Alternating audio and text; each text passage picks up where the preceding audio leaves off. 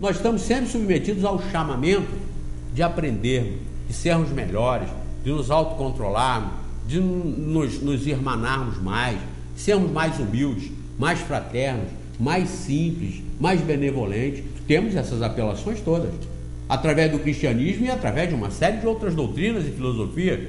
Mas por que não seguimos? Porque aí nós estamos mais para cá do que para lá. Nós estamos mais para o material do que para o espiritual. Então esses balanços, eles são necessários nesse sentido, para nos fazer acordar, para nos fazer sentir melhor, para nos fazer renovar os propósitos e os objetivos. Observem isso. Nós vamos continuar falando sobre isso. Valéria vai ter algumas colocações também, e eu quero que vocês se coloquem no lugar de Deus. E esqueçam essa história de definição, até porque eles não sabem. Não sabem. Eu lembro, mostro sempre aqui. Está aqui, ó, o Papa Bento XVI, da maior religião do mundo, que é a religião católica. Os outros, vocês imaginem, maior religião do mundo. Quando ele foi visitar Auschwitz, a respeito do Holocausto, dos judeus, na época do nazismo, ele fez a seguinte pergunta: onde estava Deus? Está aqui, eu mostro, isso foi publicado na revista Veja, do dia 7 de junho de 2006. Ele pergunta aqui: onde estava Deus? A pergunta do Papa Bento XVI em Auschwitz embute, além de espanto, séculos de indagação. Está aqui, olha lá, pode congelar. Olha lá, está na revista Veja, de 7 de junho de 2006, onde ele perguntou assim: por que Deus, o Senhor, permaneceu em silêncio? Como pôde tolerar tudo isso? Onde estava naqueles dias? Como pôde ele permitir esse massacre sem fim, esse triunfo do mal? Então vejam, isso aqui é uma pergunta do Bento XVI, o maior teólogo da atualidade, teólogo dos teólogos ou não, da maior religião do mundo, cristã do mundo. Então, se ele faz essas perguntas, por que todo mundo vai atrás? Por que todo mundo também tem essas perguntas? Não tenho. O Espiritismo tem a resposta. Deus está em toda parte. Esse é um dos planetas entre bilhões de bilhões do universo. Essa é uma escola onde nós estamos matriculados. Passamos por isso que ainda precisamos para ser tocados, como eu disse anteriormente aqui. Então isso tudo, segundo a doutrina espírita, está explicado. Está explicado. Não queiram continuar aceitando que isso aí foi vontade de Deus, que isso aí foi Deus que quis, que Deus sabe o que faz. Alto lá. Se nós no lugar dele faríamos melhor, como é que ele sabe o que faz? Segundo a teologia das igrejas predominantes, não sabe o que faz, a ponto do Papa ter perguntado onde estava, por que não agiu? É a pergunta que eu estou fazendo aqui. Não fiquem zangados comigo, é a pergunta do Bento XVI. Só que nós temos a resposta. Quando eu disse aqui, já disse várias vezes, que eu fiz uma pergunta a Leonardo Boff, um dos grandes teólogos desse Brasil, representante do mundo na conferência sobre o clima e o meio ambiente em Copenhague, representou 192 países do mundo. Fiz uma pergunta para ele: qual é a ética de Deus na formação disso aqui, para que isso tudo se destrua e aconteça do jeito que acontece? Ele, entre 6 perguntas, a minha, ele falou: José Manuel, eu não sei responder a sua, é um mistério, não se sabe. E ele conjecturou até de que Deus ainda estaria se formando, ainda tem estudos teológicos a respeito disso. Saiu fora disso. O Espiritismo resolveu o problema, os Espíritos vieram trazer isso. Isso não é para nós espíritas ganharmos dinheiro, não. Pensem vocês que nós queremos que vocês encham os centros lá onde nós somos, para nós ganharmos dinheiro, ficarmos ricos. Nada disso. Nós não damos aqui endereço de lugar nenhum, para ninguém ir a lugar nenhum, nós não vendemos nada, não prometemos nada, não estamos aqui para ser seguidos por ninguém. Nós só mandamos aqui, conheçam essa maravilha, esse livrinho, esse caderninho de arame, que os nossos irmãos de outras religiões, principalmente pentecostais, gostam de dizer, esse caderninho de arame, saibam, esse caderninho de aramezinho aqui tem a solução do planeta, do universo, esclarece o planeta e o universo. Esclarece a vida, a morte, esclarece Deus, não Deus burro, não Deus vingativo, não Deus pior que os homens. Esse caderninho de arame, esse aramezinho é para facilitar o estudo, para que as pessoas desconfiem disso, questionem isso, coloquem isso de acordo com a ciência, confrontem com a ciência, e aí vão chegar à conclusão que isso aqui vem de Deus. Isso aqui não está aqui para ninguém fazer organização e ganhar dinheiro em cima disso. Por isso que aqui esse programa combate a Federação Espírita Brasileira quando explora isso para ganhar dinheiro e caiu na vala comum de todas as religiões. que isso aqui não é para ninguém ganhar dinheiro com isso, é para ganhar a paz, é para ganhar a consciência livre, é para ser liberto, é para ser autossuficiente e não dependente de centro, dependente de igreja, dependente de médium. Não pense que eu estou falando isso com ódio, raiva e rancor, não. Estou falando com firmeza e seriedade, porque eu tenho coragem para fazer isso. Eu tenho independência para fazer isso. E o que mais todos nós devemos ter, se não tudo isso? Coragem e independência. E aprender um pouquinho com estas maravilhas, como diz a Valéria. Raciocinem sobre isso. Pensem nisso. E vocês vão ver que realmente esse mundo é uma escola. Nenhum sofrimento está sendo executado em vão. Ninguém está passando por aquilo que não merece. Quando nós, num curso, para passarmos num concurso público, nós procuramos os cursos mais difíceis, os cursos mais apertados, os cursos mais caros, porque são os melhores.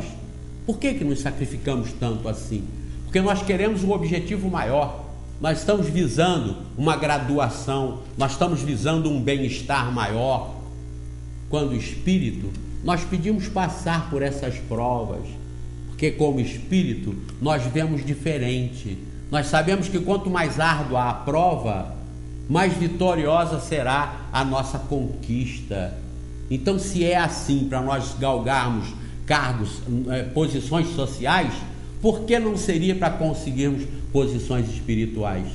Por isso, do lado de lá, nós pedimos essas provas. Nós não pedimos a riqueza, a abastança, nós não pedimos o reino e o império. Não. Nós pedimos, às vezes, na maioria das vezes, a dificuldade, porque é na dificuldade e no sofrimento que nós vamos despertar como espírito para a verdadeira vida, para o verdadeiro objetivo de nós estarmos aqui e nos submetermos a essas tragédias e a esses flagelos pontuais que acontecem de vez em quando no planeta.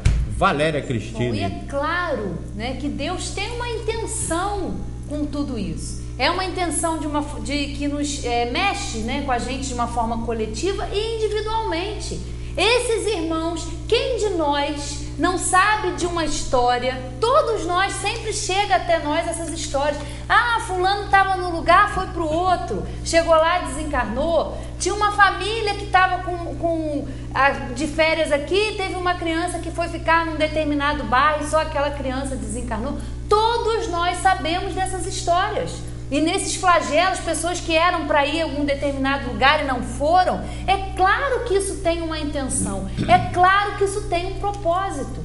E entender quem nós somos, que nós somos espíritos eternos. Os corpos são perecíveis. Esses irmãos que ficaram soterrados, que morreram de forma tão trágica, deixaram seus corpos físicos, deixaram a matéria. E continuam precisando da nossa ajuda, da ajuda espiritual. E como a gente pode ajudar esses espíritos? Através da prece. Morreu e acabou? Não. Muitos desses irmãos nossos continuam presos naquelas áreas, porque não sabem que morreram, não sabem que desencarnaram. Sempre foi ensinado para eles que morreu, acabou. E eles se veem presos naqueles ambientes. Então nós devemos, é caridade nossa, orar por esses irmãos, ajudar para que eles saiam daqueles ambientes, orar pelos seus familiares. É tanta dor, é tanto sofrimento, e isso mexe com a gente. Mas a gente também vê, e isso às vezes nos choca, mas muitos continuam indiferentes, continuam egoístas no seu mundinho que não foi atingido e estão indiferentes com a dor do próximo. Vai fazer o quê? Nós estamos num planeta de provas e expiações, com uma hierarquia espiritual, aos que se solidarizam, aos que se sentem tocados e aos também que são indiferentes. Vai fazer o quê? Cada um com a sua responsabilidade. Não podemos esquecer que toda ação nossa gera uma reação, é uma lei da matéria, é uma lei física. Então, se nós estamos ajudando, nós estamos somando para que esses irmãos sejam ajudados. Mas também tem as pessoas que ainda estão se aproveitando dessa situação para se beneficiar. Comerciantes que estão subindo o preço das coisas, se aproveitando da dificuldade alheia, dos que perderam tudo, do que não tem nada. Ainda sobem os preços. A gente se choca, e outros que estão aí oferecendo comida, que abriram seus estabelecimentos, que estão diminuindo o preço, que estão oferecendo comida, ajudando. Então a gente vê tudo isso. E mexe sim, é para mexer com a gente, entender que isso tem um propósito na nossa vida, na vida dos nossos irmãos. Todos nós, Friburgo, Teresópolis, Petrópolis, Bom Jardim, Sumidouro, todos nós que fomos atingidos, São José do Vale do Rio Preto, é um divisor de águas essa tragédia na nossa vida.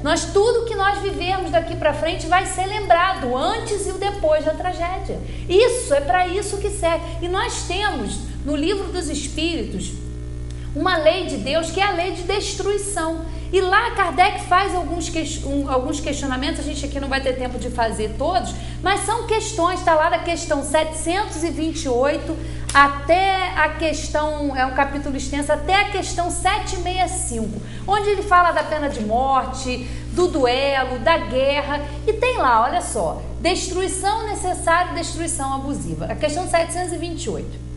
Kardec faz o seguinte questionamento aos espíritos: a destruição é uma lei da natureza? E a resposta dos espíritos: é necessário que tudo se destrua para renascer e se regenerar. A que chamais destruição não é mais que a transformação, cujo objetivo é a renovação e o melhoramento dos seres vivos. A questão 737, com que fim Deus castiga a humanidade com flagelos destruidores? Olha a resposta dos espíritos superiores: para fazê-la avançar mais depressa. Não dissemos que a destruição é necessária para a regeneração moral dos espíritos, que adquirem em cada nova existência um novo grau de perfeição? É necessário ver o fim para apreciar os resultados. Só julgais essas coisas do vosso ponto de vista pessoal